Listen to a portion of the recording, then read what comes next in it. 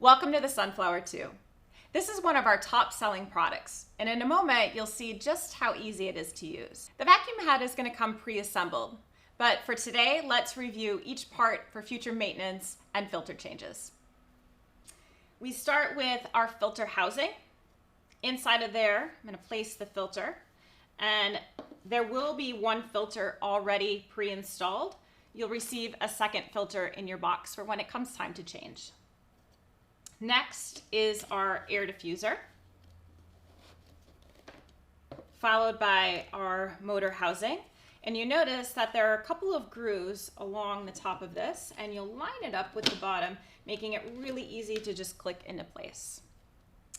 Followed by our lamp housing. We want to connect the lamp, and then same thing, we've got a couple of little grooves, we'll just line them up and then click into place.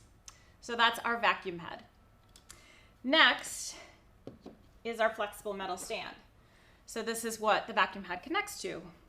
So one important thing, we want to make sure that the operating switch is closest to the vacuum head itself.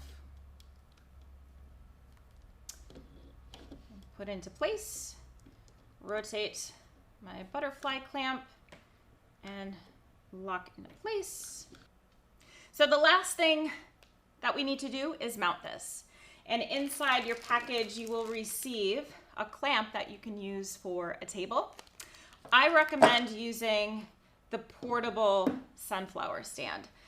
You can purchase this on our website. This is wonderful for pedicures, or if you have to move around the salon a lot to multiple workstations, makes things a lot quicker.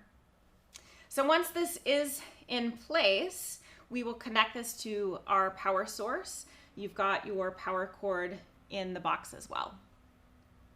Our switch right here on top. So in order to operate this, right now I've got the lamp on, and the position is all the way up to the top here with my switch.